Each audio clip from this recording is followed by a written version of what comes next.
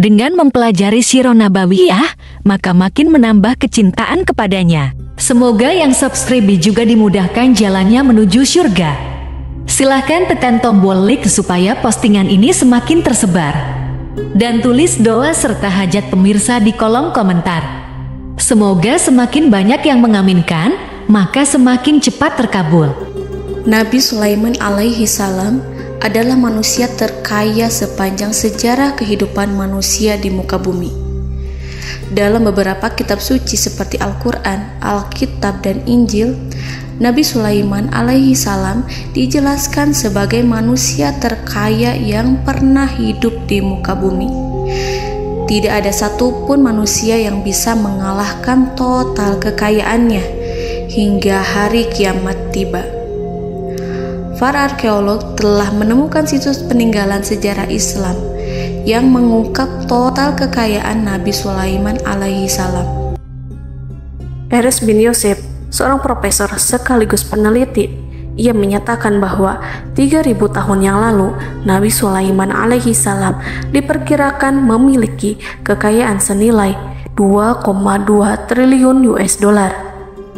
Dan apabila dikonversikan dengan nilai mata uang dolar hari ini, jika dirupiahkan, maka nilainya setara dengan 32.891.870 triliun rupiah.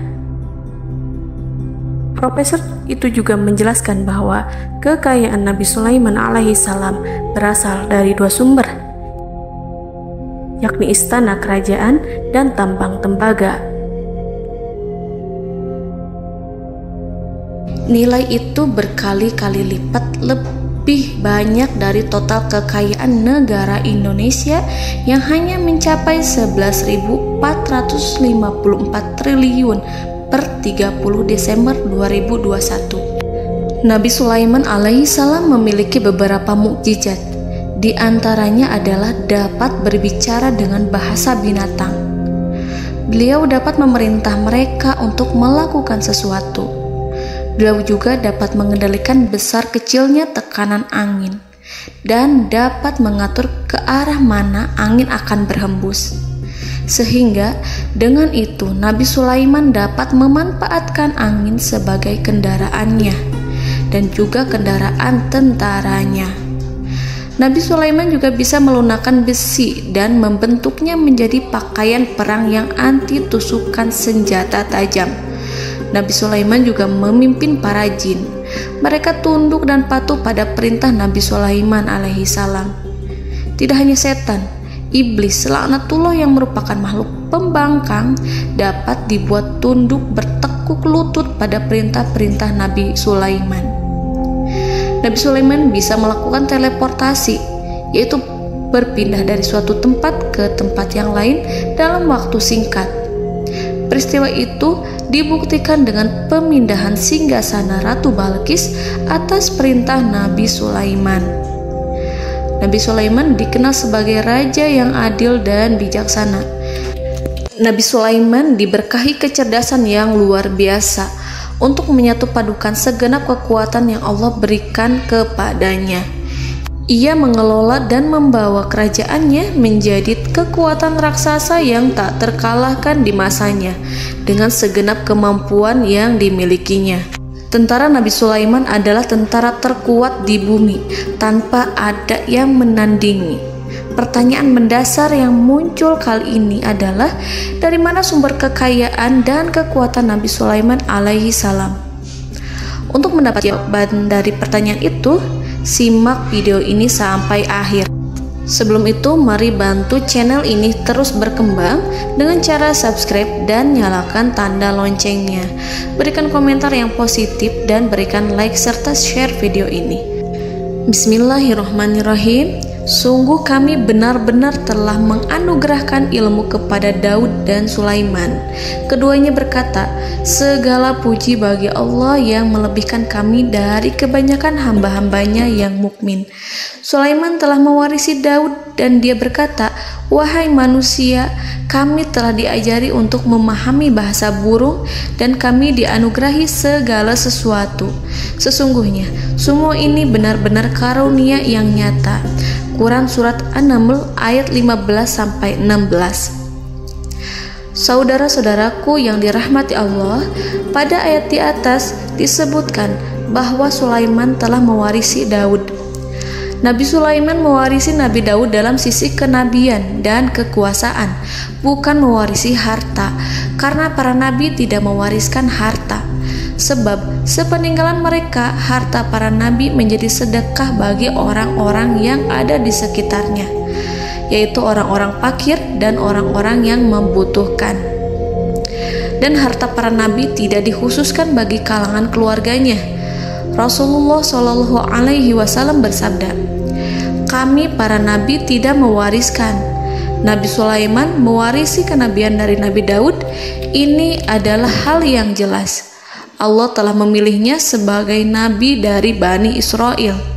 Begitu juga Allah telah memberinya kekuasaan kerajaan sehingga ia menjadi pemimpin Bani Israel.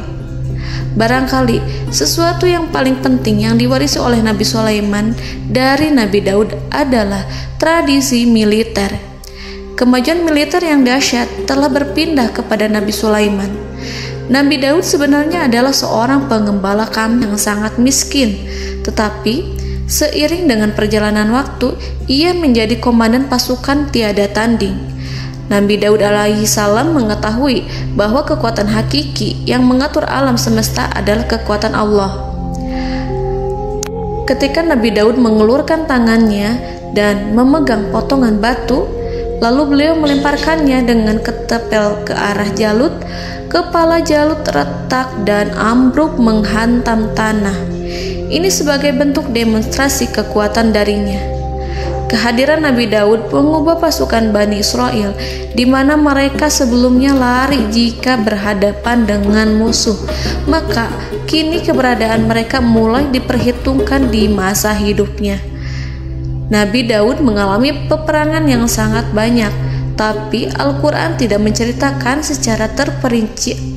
Hal itu dikarenakan karena Al-Quran adalah kitab dakwah di jalan Allah, bukan kitab sejarah.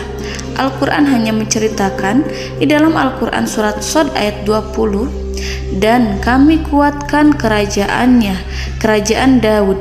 Ayat tersebut berarti bahwa Nabi Daud belum terkalahkan dalam peperangan yang diikutinya.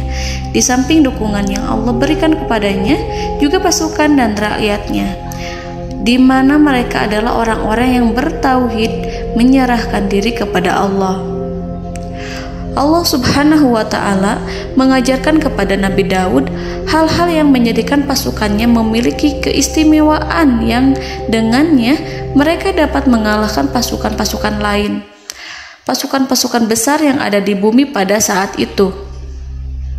Allah Subhanahu wa Ta'ala berfirman dalam surat Saba ayat 10, "Dan kami telah melunakkan besi untuknya." Baju besi mungkin akan menjadi masalah dalam benak kita.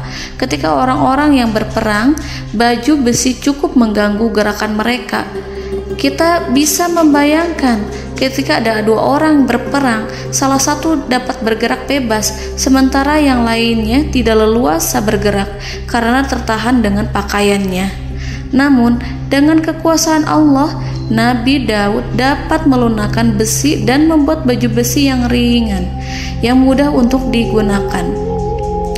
Ini adalah kemajuan penting yang Allah berikan kepada Nabi Daud dan tentaranya. Kemajuan itu kemudian diajarkan, diwariskan dan dimiliki oleh Nabi Sulaiman alaihi salam. Nabi Sulaiman memiliki pasukan dahsyat yang melebihi pasukan manapun di bumi saat itu, atau bahkan mungkin saat ini. Bahkan Allah menambahkan karunia-Nya kepada Nabi Sulaiman yang disebutkan dalam Al-Quran surat An-Naml ayat 16. Dan Sulaiman telah mewarisi Daud, dan dia berkata, "Wahai manusia, kami telah diberi pengertian tentang suara burung, dan kami diberi segala sesuatu. Sesungguhnya ini benar-benar suatu karunia yang nyata." Saudara-saudaraku yang dirahmati Allah, pada suatu hari Nabi Sulaiman alaihi salam menengadahkan tangannya dan berdoa kepada Allah Subhanahu wa ta'ala. Antara hati Nabi dan Allah tidak ada penghalang, tidak ada jarak, tidak ada sekatan waktu, tidak ada satupun dari para nabi yang berdoa kepada Allah kecuali doanya pasti dikabulkan. Doa Nabi Sulaiman alaihi salam direkam dalam Al-Quran surat Shad ayat 35. Nabi Sulaiman berkata, "Ya Tuhanku, ampunilah aku, anugerahkanlah kepadaku kerajaan yang tidak dimiliki oleh seorang pun sesudahku."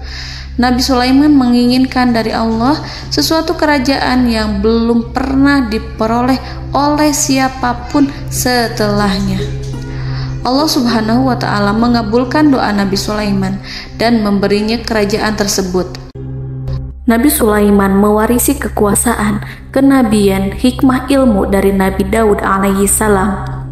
Orang-orang menyebut Nabi Sulaiman Al-Hakim, Sulaiman yang bijaksana. Kebijaksanaan Nabi Sulaiman tidak terbatas pada keadilannya di tengah-tengah manusia dan juga kasih sayangnya kepada mereka. Namun, kebijaksanaan Nabi Sulaiman juga berlaku di kalangan burung dan binatang lainnya. Nabi Daud juga mengenal bahasa burung, tetapi Nabi Sulaiman dapat berbicara dengan bahasa burung. Bahkan, ia dapat menggantikannya sebagai pembantunya.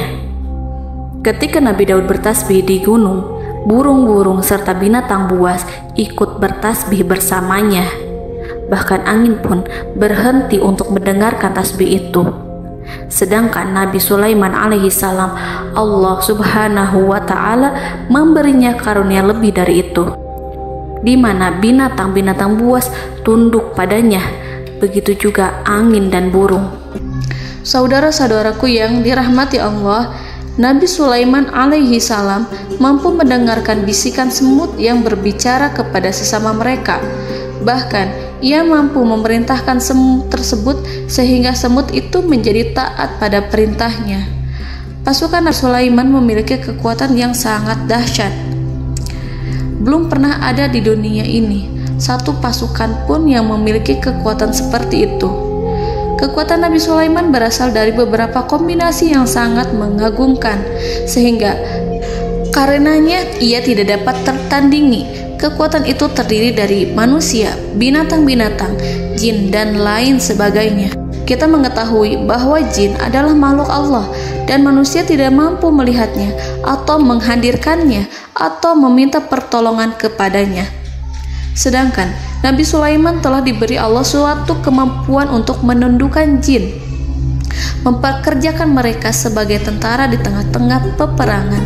Bahkan ia mampu menjadikan mereka sebagai pekerja-pekerja kasar di kerajaannya saat tidak ada peperangan. Oleh sebab itu, ketika ada pasukan lain yang mencoba melawan pasukan Nabi Sulaiman, mustahil mereka akan mendapatkan kemenangan. Bahkan pasukan Nabi Sulaiman diperkuat oleh pasukan burung.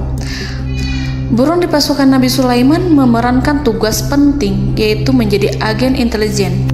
Kita mengetahui bahwa peranan informasi saat peperangan adalah hal yang penting. Dari informasi tersebut, pasukan dapat mengetahui keadaan lawannya. Demikianlah peranan burung pada pasukan Sulaiman. Ia terbang di tengah-tengah musuh. Kemudian, ia kembali kepada Nabi Sulaiman untuk menyampaikan berita tentang keadaan lawannya. Di samping jin dan burung, Allah juga menundukkan angin untuk Nabi Sulaiman. Nabi Sulaiman dapat memerintahkan angin dan ia mampu untuk menaiki angin tersebut. Dalam Al-Quran surat Shad ayat 36-40, Allah Subhanahu wa ta'ala berfirman, "Kami tundukkan kepada angin yang berhembus dengan baik menurut kemana saja yang dikehendaki Sulaiman. Dan kami tundukkan pula kepadanya setan-setan, semuanya ahli bangunan dan penyelam, dan setan yang lain yang terikat dalam belenggu. Inilah anugerah kami, maka berikanlah kepada orang lain atau tahanlah untuk dirimu tanpa perhitungan, dan sesungguhnya dia mempunyai kedudukan yang dekat pada sisi kami dan tempat kembali yang baik." Saudara-saudaraku yang dirahmati Allah, Allah Subhanahu wa Ta'ala juga memberikan kemampuan yang tak seorang pun dari para nabi mendapatkannya, yaitu kemampuan untuk memerintah setan. Setan adalah salah satu bagian dari jin. Ia adalah kelompok yang celaka dari bangsa jin. Kelompok ini sebenarnya tidak mampu dikuasai oleh manusia. Bahkan jin yang soleh tidak dapat mengatur setan. Adapun Nabi Sulaiman, Allah telah memberinya kekuasaan untuk menundukkan setan dan mempekerjakannya, bahkan mengikatnya dengan rantai serta menghukumnya jika ia menentang pada perintahnya. Setan membangun untuk Sulaiman istana-istana, patung-patung dan alat-alat perang. Bahkan setan-setan itu menyelam ke dasar lautan untuk mengeluarkan permata dan yakut untuk Sulaiman. Jika di antara setan yang menentang perintahnya, maka Nabi Sulaiman alaihi salam mengikatnya dengan rantai. Ini semua menunjukkan kekayaan Nabi Sulaiman dan kekuasaannya, di mana ia mampu mengatur banyak makhluk di bumi ini. Tentu saja, kemampuan itu semua adalah atas izin dari Allah Subhanahu wa Ta'ala sebagai mukjizat darinya. Allah Subhanahu wa Ta'ala berfirman dalam Al-Quran surat Saba ayat 12, dan sebagian dari jin adalah yang bekerja di hadapannya di bawah kekuasaannya dengan izin Tuhannya, dan siapa yang menyimpang di antara mereka dari perintah kami, maka kami rasakan kepadanya azab neraka yang apinya menyala-nyala. Para jin itu membuat untuk Sulaiman apa yang dikehendakinya, dari gedung-gedung yang tinggi, patung-patung, dan piring-piring yang besarnya seperti kolam, atau periuk yang tetap berada di atas tungku. Saudara-saudaraku yang dirahmati Allah, Nabi Sulaiman yang bijaksana adalah penguasa yang tak tertandingi di muka bumi. Meskipun memperoleh nikmat-nikmat khusus yang agung itu yang Allah berikan kepada Sulaiman, beliau tetap menunjukkan dirinya sebagai manusia yang paling banyak berzikir kepada Allah dan manusia yang paling banyak bersyukur di zamannya. Saudara-saudaraku yang dirahmati Allah, sebagaimana Allah Subhanahu wa Ta'ala memberikan nikmat kepada ayahnya Nabi Daud alaihi salam, di mana ia mampu melunakkan besi, dan Allah mengajarinya bagaimana cara mencairkan besi, maka Nabi Sulaiman alaihi salam dapat memanfaatkan tembaga yang cair untuk peperangan. Dan juga di saat perdamaian, pada saat peperangan, beliau mencampur tembaga dengan besi dan menjadikannya perunggu. Mereka menggunakan senjata-senjata perunggu dalam peperangan seperti pedang, baju besi, dan juga pisau. Senjata-senjata ini adalah senjata yang paling kuat pada saat itu.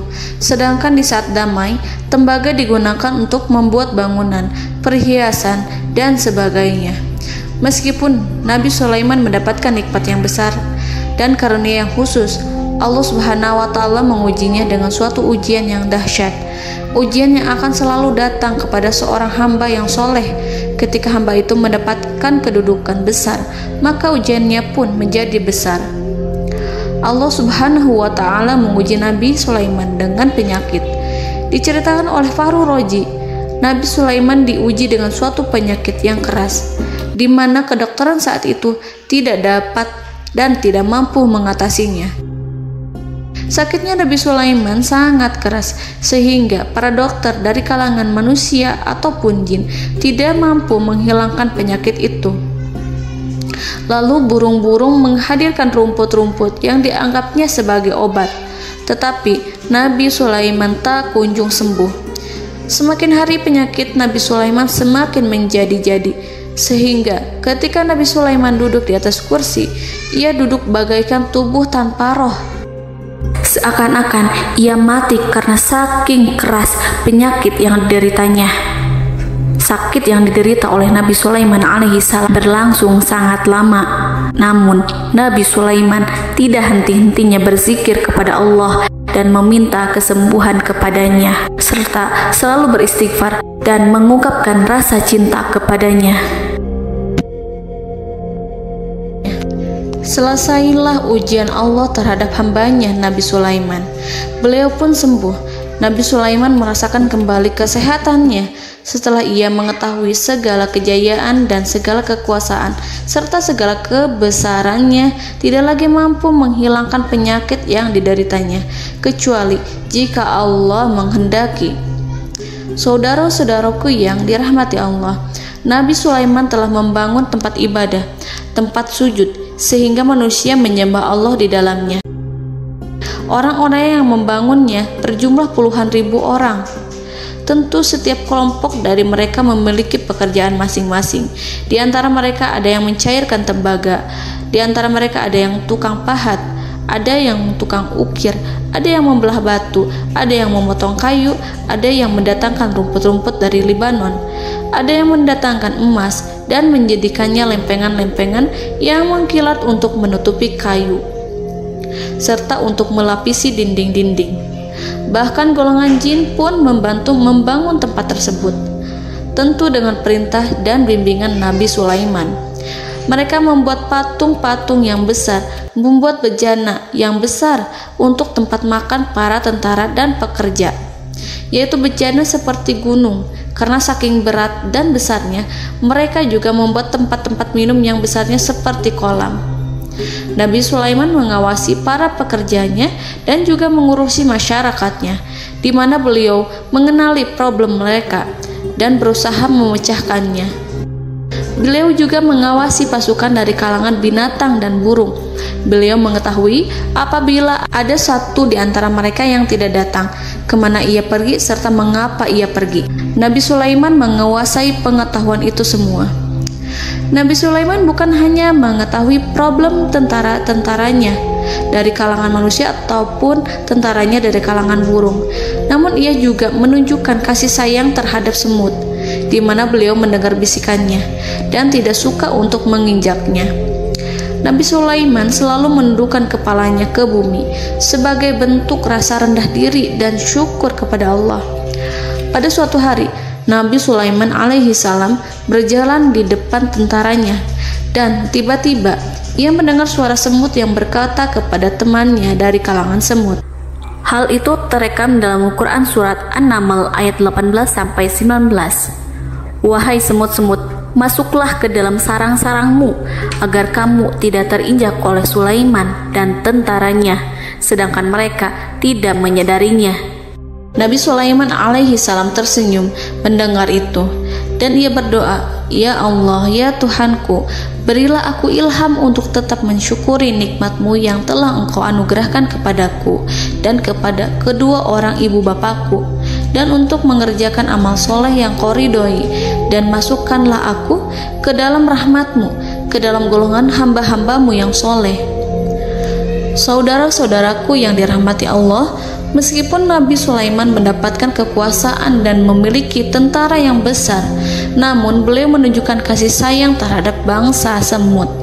Beliau mendengarkan bisikannya dan melihat semut yang ada di depannya. Oleh karena itu, tak mungkin baginya untuk menginjak golongan semut itu.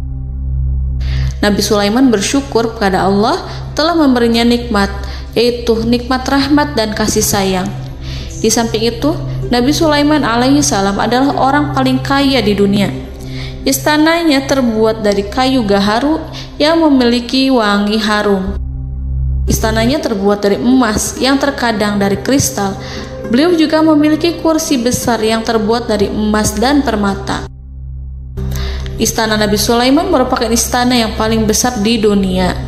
Nabi Sulaiman menggunakan pakaian dari emas dan permata. Meskipun demikian, Nabi Sulaiman tetap menunjukkan sebagai hamba yang berserah diri dan rendah diri di hadapan Allah Subhanahu wa Ta'ala. Nabi Sulaiman yang merendahkan diri di hadapan Allah, ia selalu sujud kepada Allah, sebagaimana ayahnya yang selalu bertasbih pada Allah. Nabi Sulaiman selalu melantunkan lagu-lagu cinta ilahi dan hanya memuji Allah Subhanahu wa Ta'ala. Pada suatu hari, Nabi Sulaiman alaihi salam mengeluarkan perintah kepada pasukannya untuk bersiap-siap. Kemudian, Nabi Sulaiman keluar dan memeriksa pasukannya satu demi satu. Kelompok yang pertama adalah kelompok manusia. Nabi Sulaiman memperhatikan kesiapan mereka. Lalu Nabi Sulaiman mengeluarkan perintah-perintah kepada mereka. Kemudian Nabi Sulaiman memeriksa kelompok jin dan menyampaikan perintahnya kepada mereka. Beliau memenjarakan jin yang tampak bermalas-malasan saat bekerja.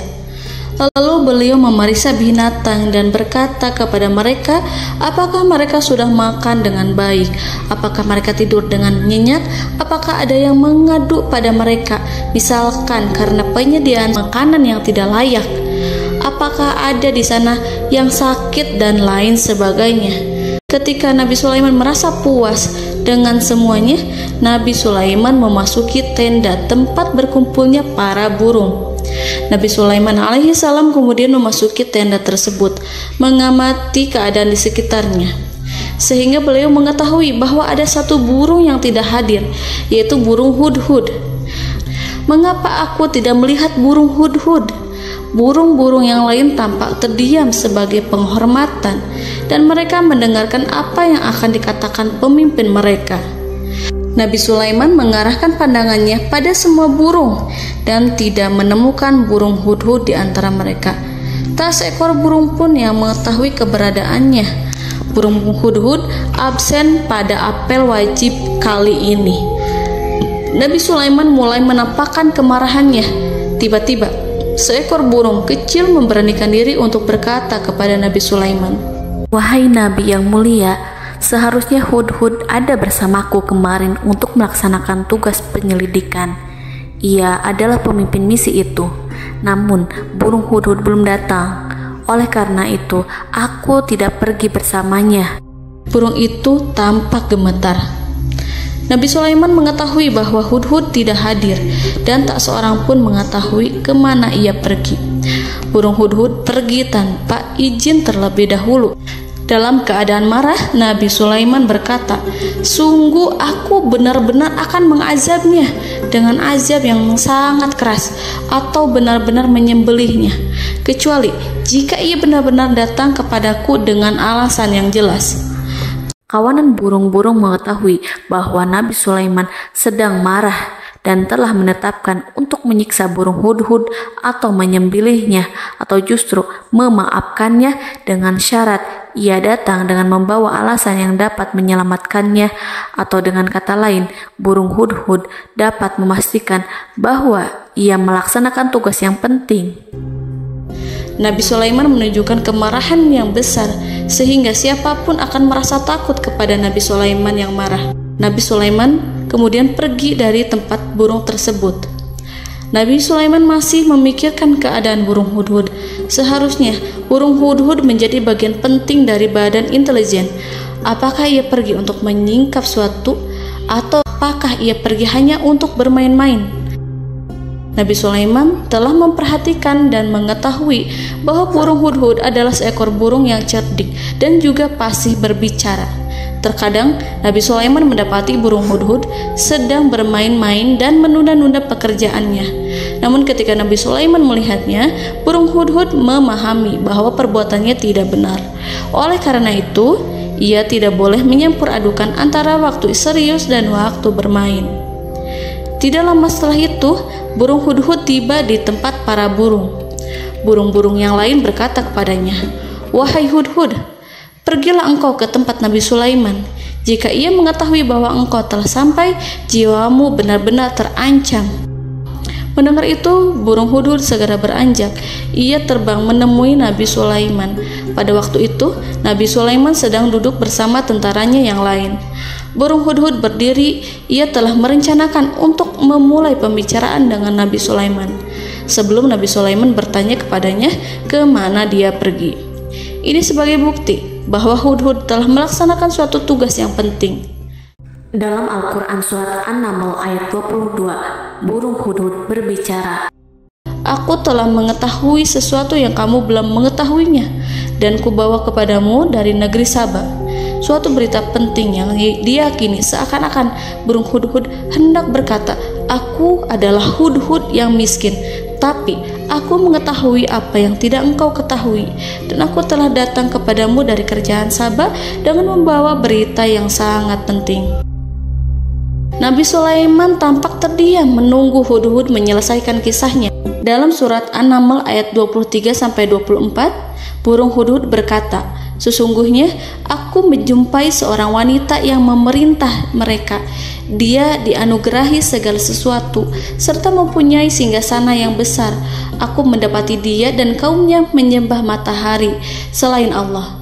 Dan setan-setan telah menjadikan mereka memandang indah perbuatan-perbuatan mereka, lalu menghalangi mereka dari jalan Allah, sehingga mereka tidak mendapat petunjuk.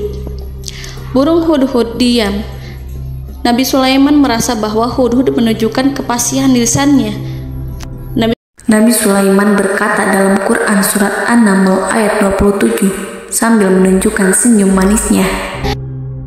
Nabi Sulaiman berkata, "Akan kami lihat apakah kamu benar wahai hudhud, ataukah kamu termasuk orang-orang yang berdusta."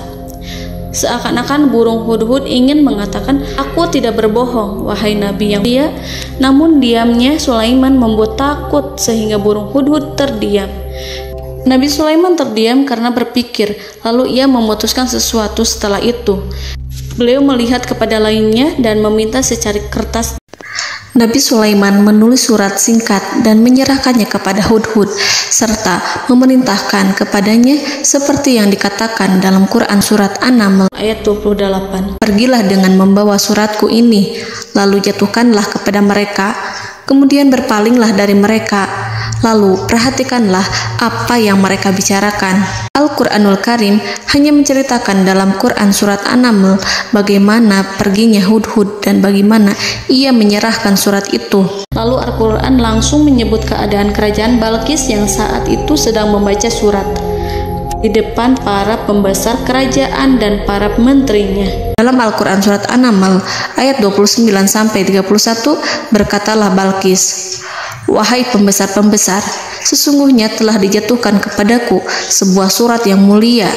Sesungguhnya surat ini dari Sulaiman, dan sesungguhnya isinya dengan menyebut nama Allah yang Maha Pengasih lagi Maha Penyayang, bahwa janganlah kalian berlaku sombong terhadapku, dan datanglah kepadaku sebagai orang yang berserah diri." Saudara-saudaraku yang dirahmati Allah, dalam surat tersebut Nabi Sulaiman menyebutkan supaya mereka menyerahkan diri dan tunduk kepada perintah Nabi Sulaiman. Nabi Sulaiman memerintahkan agar mereka meninggalkan penyembahan terhadap matahari. Nabi Sulaiman tidak mempersoalkan akidah mereka dan tidak memuaskan mereka dengan apapun. Nabi Sulaiman hanya memerintahkan bahwa ia berada di atas kebenaran. Bukankah ia didukung kekuatan yang berlandaskan keyakinan yang dimilikinya? Nabi Sulaiman hanya memerintahkan mereka agar tunduk dan patuh kepadanya. Ratu Sabak menyampaikan surat tersebut di tengah-tengah kaumnya. Dalam Quran surat An-Naml ayat 32 dijelaskan, "Dan berkatalah Balqis, wahai para pembesar, berilah aku pertimbangan dalam urusanku ini. Aku tidak pernah memutuskan sesuatu persoalan sebelum kamu berada dalam majelisku." Saudara-saudaraku yang dirahmati Allah, para pembesar istana Balqis menentang surat tersebut. Isi surat itu membangkitkan kesombongan kaum Sabak, di mana mereka merasa lebih kuat. Mereka mengetahui bahwa di sana ada seorang yang mencoba menentang mereka dan mengisyaratkan peperangan kepada mereka. Lalu ia meminta kepada mereka untuk memenuhi syarat-syaratnya sebelum terjadinya peperangan dan kekalahan. Dalam surat An-Naml ayat 33, mereka menjawab, "Kita adalah orang-orang yang memiliki kekuatan dan juga memiliki keberanian yang sangat besar dalam peperangan. Dan keputusan berada di tanganmu, wahai rajaku. Maka pertimbangkanlah apa yang akan kamu perintahkan." Saudara-saudaraku yang dirahmati Allah, para pembesar kaum Sabak seakan ingin berkata, "Kita siap untuk melaksanakan perang." Tampaknya ratu itu memiliki kebijakan yang lebih baik dari pembesar kaumnya.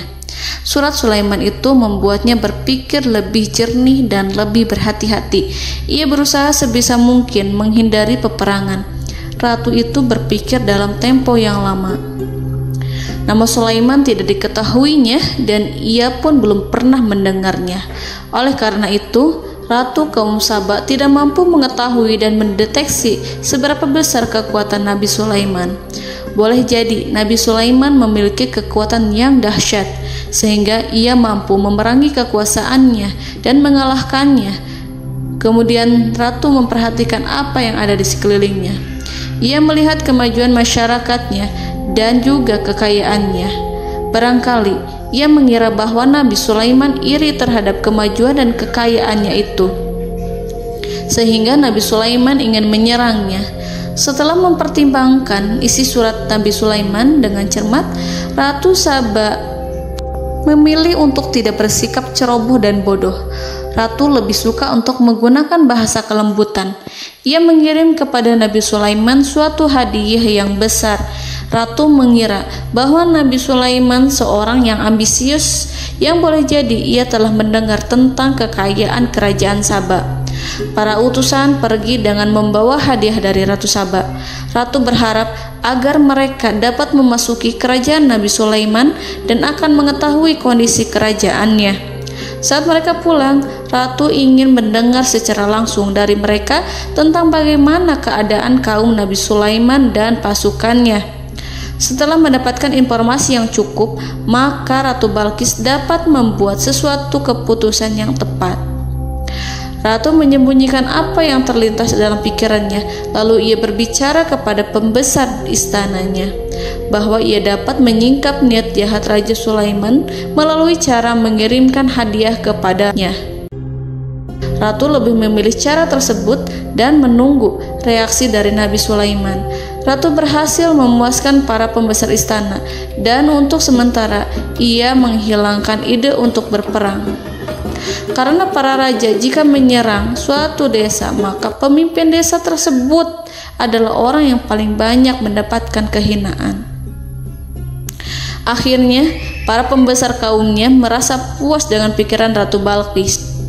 Saudara-saudaraku yang dirahmati Allah, dalam surat An-Naml ayat 34-35 dijelaskan, Ratu Balqis berkata, "Sesungguhnya raja-raja apabila memasuki suatu negeri, niscaya mereka akan membinasakannya dan menjadikan penduduknya yang mulia menjadi hina.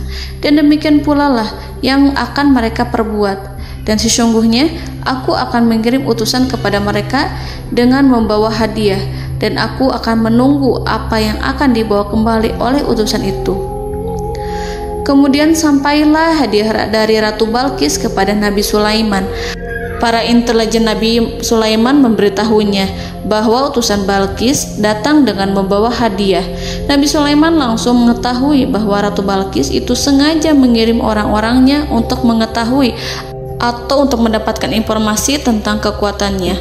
Lalu setelah itu ia akan mengambil keputusan atau mengambil sikap kepada kerajaan Sulaiman. Nabi Sulaiman segera memanggil semua pasukannya untuk berkumpul. Utusan Balqis segera memasuki istana Nabi yang dipenuhi dengan pasukan yang besar bersenjata. Melihat itu, utusan Ratu Balqis tercengang dan terkejut ketika mereka melihat kekayaan yang mereka bawa tidak ada apa-apanya dibandingkan dengan kerajaan Nabi Sulaiman. Hadiah mereka tampak tidak berarti. Emas yang mereka bawa tampak tidak memiliki makna saat mereka memasuki istana Nabi Sulaiman yang terbuat dari kayu-kayu pohon gaharu yang mengeluarkan bau yang harum serta dihiasi dengan emas permata. Para utusan Ratu Balqis berdiri bersama Nabi Sulaiman dan menyaksikan bagaimana Nabi Sulaiman mengendalikan pasukannya.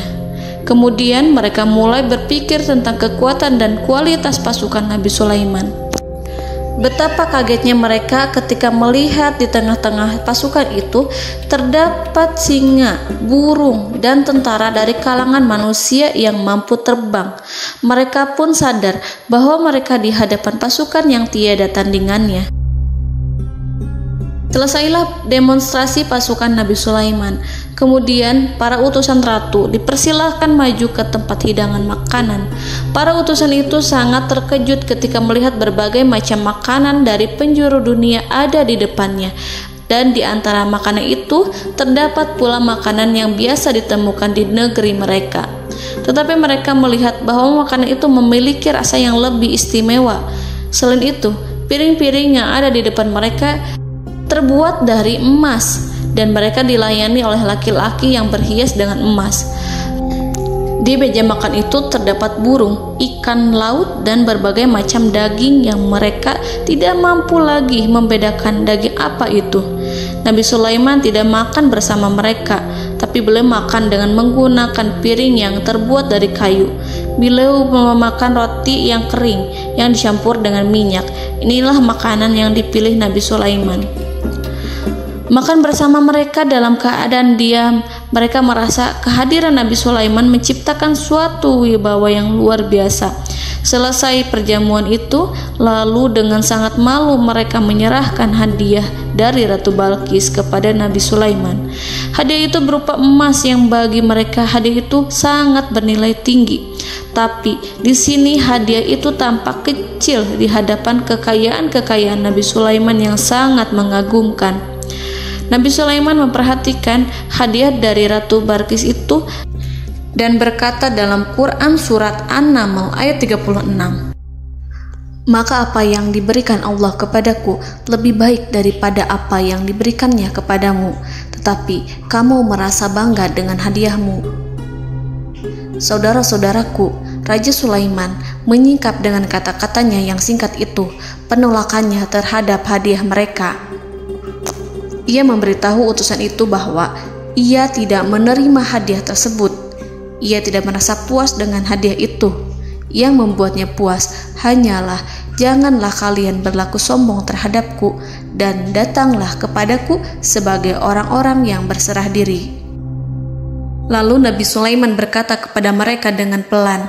Hal itu diabadikan dalam Al-Quran surat An-Naml ayat 37.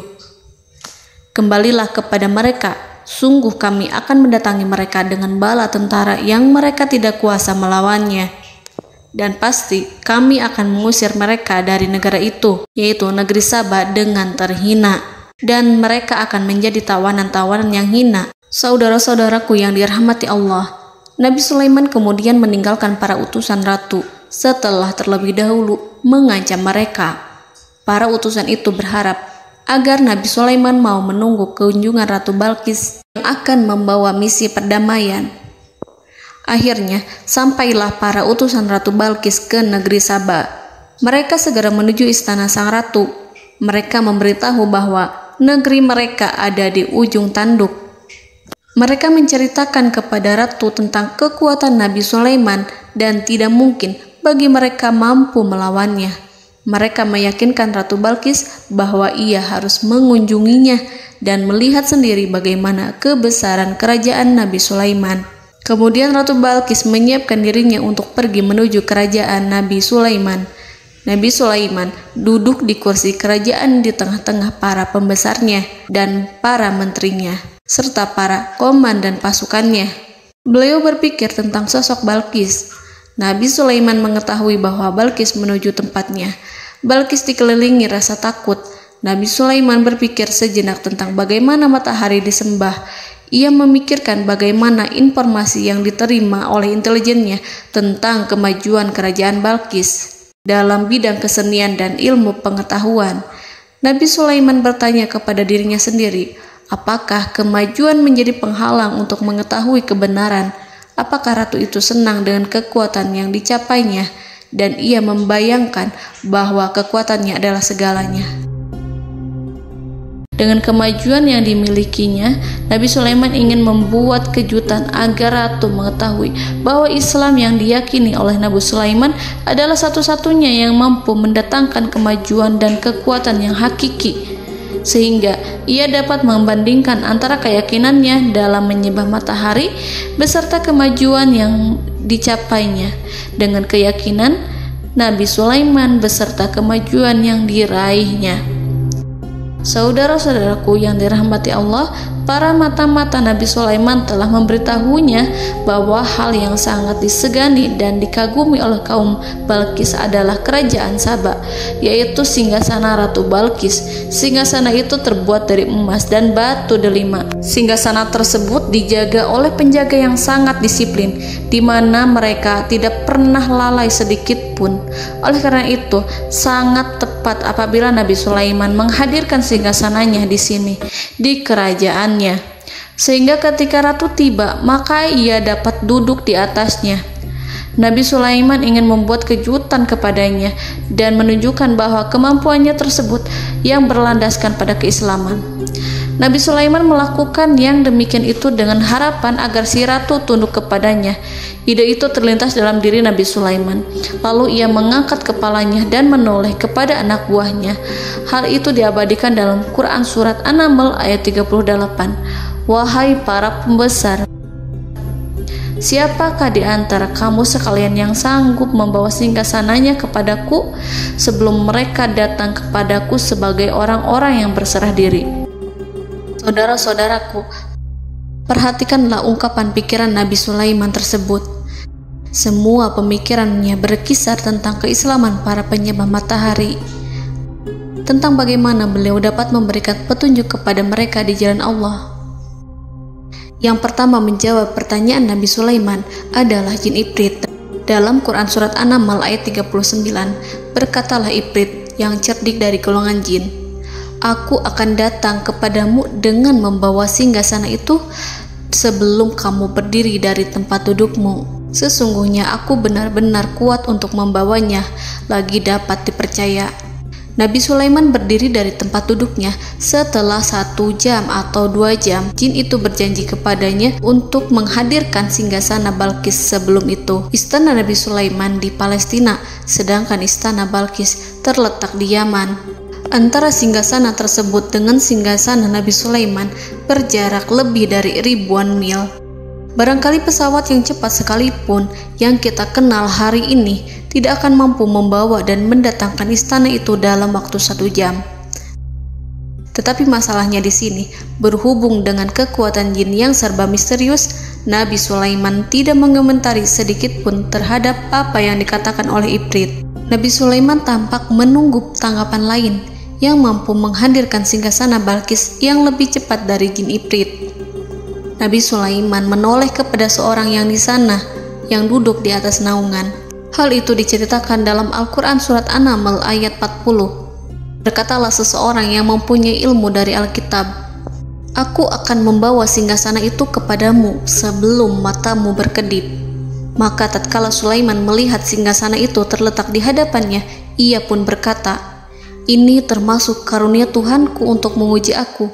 Apakah aku akan bersyukur atau mengingkari nikmatnya? Dan barang siapa yang bersyukur, maka sesungguhnya dia bersyukur untuk kebaikan dirinya sendiri.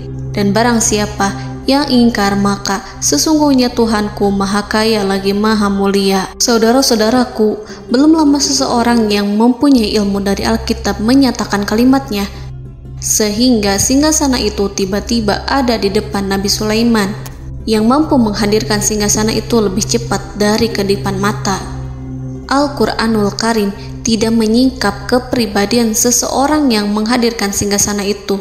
Al-Quran hanya menggarisi bahwa orang itu mempunyai ilmu dari Alkitab. Al-Quran tidak menjelaskan kepada kita apakah ia seorang malaikat ataukah manusia ataukah jin. Al-Quran sengaja tidak menyingkap hakikat kitab yang dimaksud. Saudara-saudaraku yang dirahmati Allah, setelah melihat singgasana itu, Nabi Sulaiman bersyukur kepada Allah. Ia mulai memperhatikan singgasana sang ratu. Singgasana tersebut merupakan simbol pembangunan dan juga kemajuan, tetapi tampaknya ia hanya sesuatu yang biasa saja jika dibandingkan dengan kekuasaan dan kebesaran ciptaan yang dibuat oleh manusia dan jin di kalangan istana Nabi Sulaiman. Nabi Sulaiman memikirkan dalam tempo yang sangat lama singgasana Ratu Balkis itu. Kemudian beliau memerintahkan agar singgasana itu diperbaiki, sehingga saat Ratu Balkis datang, dia akan mengujinya. Apakah Ratu Balkis dapat mengenali singgasananya ataukah tidak? Dalam Al-Quran Surat An-Naml ayat 41, Nabi Sulaiman berkata, "Ubahlah baginya singgasananya, maka kita akan melihat apakah dia mengenal ataukah dia termasuk orang-orang yang tidak mengenalnya." Saudara-saudaraku yang dirahmati Allah, Nabi Sulaiman memerintahkan agar dibangun istana yang akan digunakan untuk menyambut Ratu Balkis. Nabi Sulaiman memilih tempat di laut, dan ia memerintahkan agar dibangun suatu istana di mana sebagian besarnya terdiri dari air laut.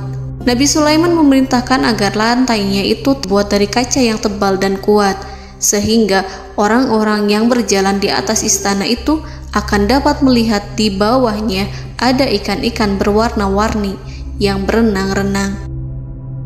Dan mereka akan melihat rumput-rumput laut yang bergerak-gerak. Akhirnya, selesailah pembangunan istana itu. Saking bersihnya kaca lantainya, sehingga tampak di sana tidak ada kaca. Burung hudhud memberitahu Nabi Sulaiman bahwa Balqis telah sampai dekat kerajaannya.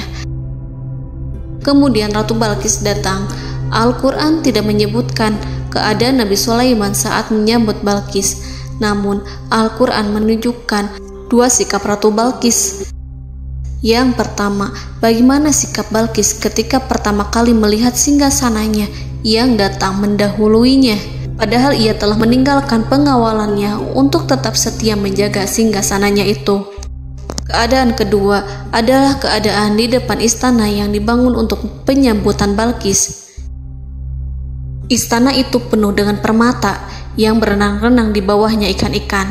Dalam Quran Surat An-Naml ayat 42 dijelaskan, dan ketika Balqis datang, ditanyakanlah kepadanya, "Serupa inikah singgasanamu?"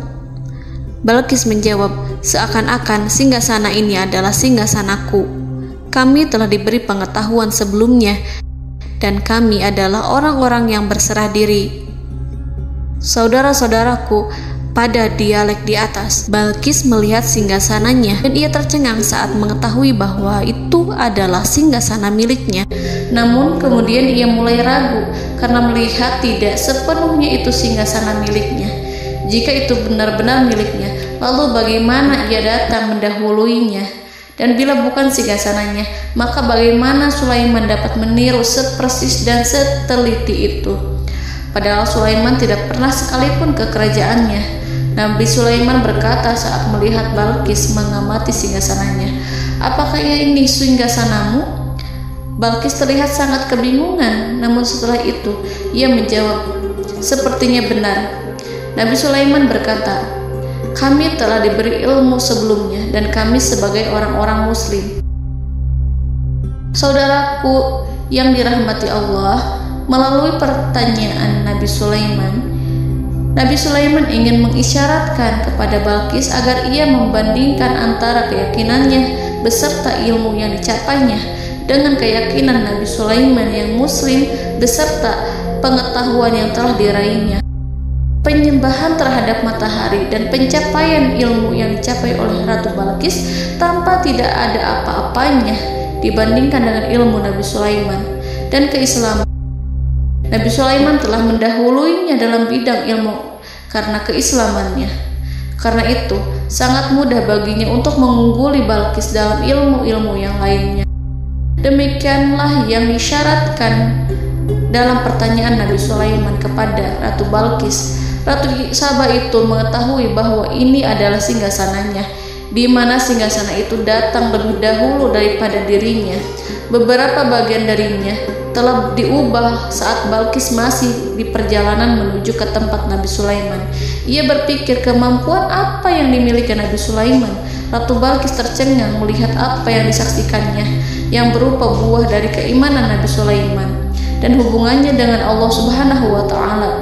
Sebagaimana Balqis juga tercengang ketika melihat kemajuan di bidang ilmu pembangunan, seni, dan ilmu-ilmu yang lainnya. Maka ia tidak lebih kagum lagi saat melihat hubungan yang kuat antara keislaman Nabi Sulaiman dengan ilmunya serta kemajuan yang diraihnya.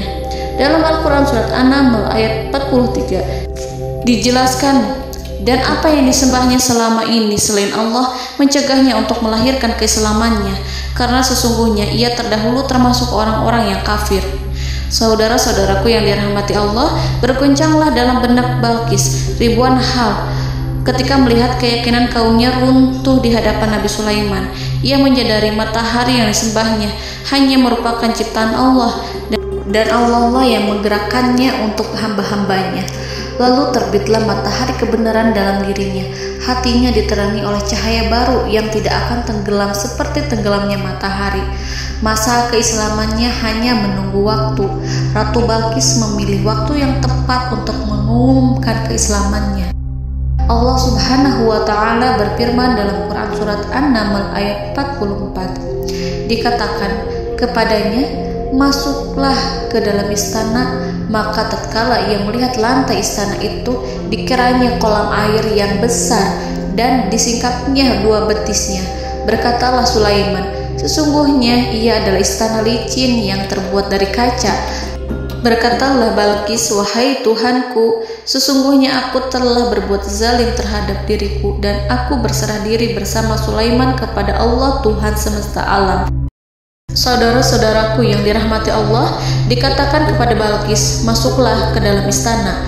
Ketika ia masuk, maka ia tidak menyaksikan adanya kaca, tetapi ia melihat air, sehingga ia mengira akan bersinggungan dengan air. Lalu ia menyingkapkan sedikit bajunya agar bajunya itu tidak basah.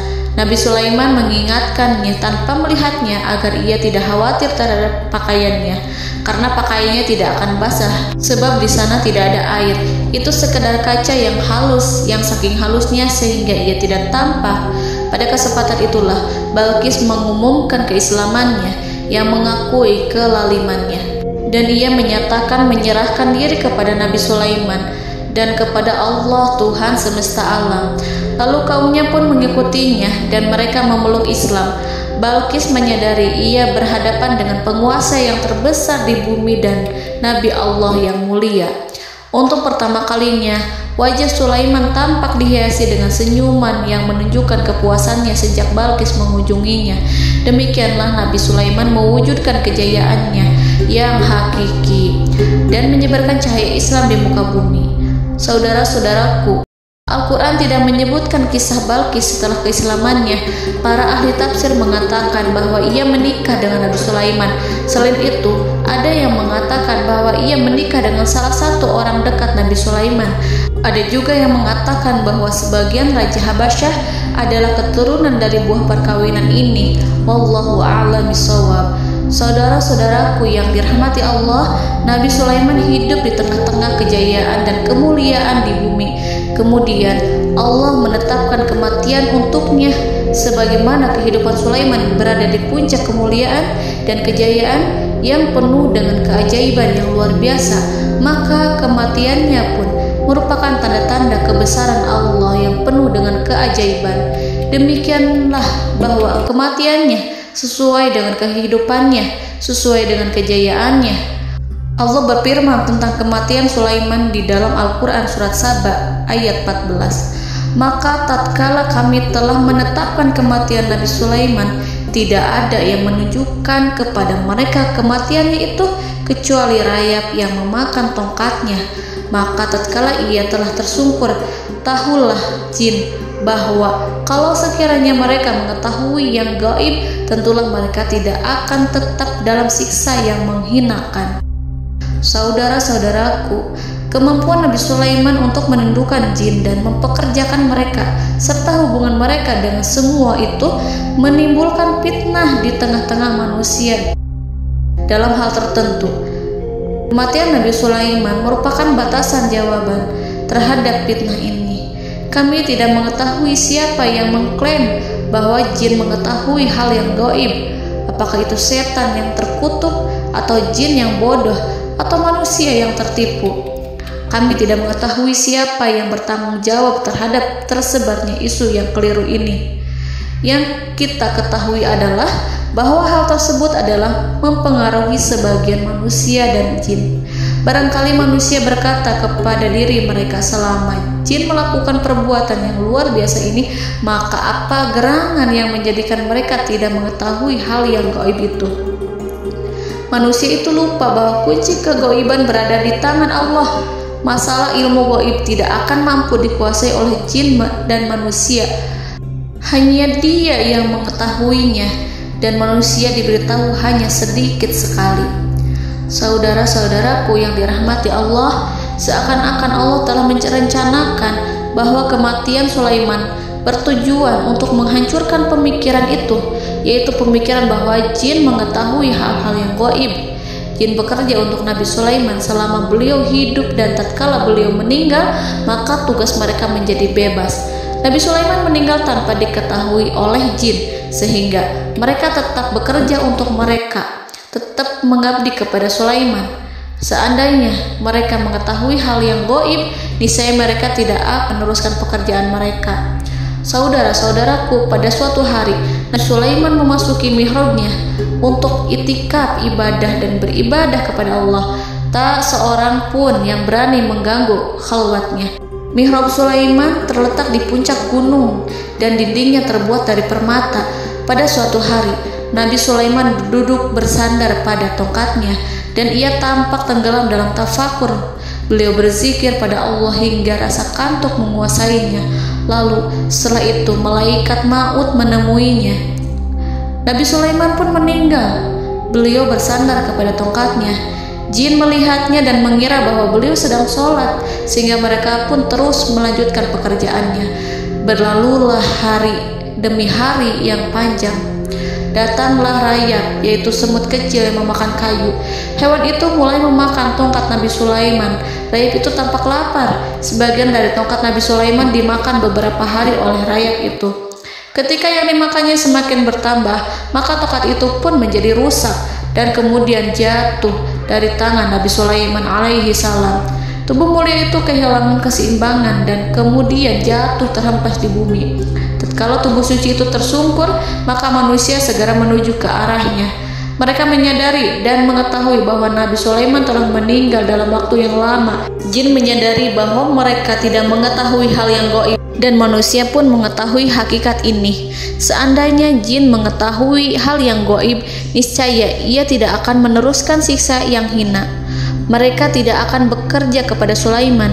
Demikianlah Nabi Sulaiman alaihi salam meninggal dalam keadaan duduk dan sholat di mihrabnya. Lalu berita itu tersebar bagaikan api di bumi. Manusia, burung, dan binatang buas mengantarkan jenazah Nabi Sulaiman. Sekawanan burung tampak sedih dan menangis. Semua makhluk bersedih. Akhirnya tak seorang pun mengetahui bahasa burung di bumi. Meninggallah seorang yang memahami pembicaraan burung, binatang-binatang, jin, dan lain sebagainya.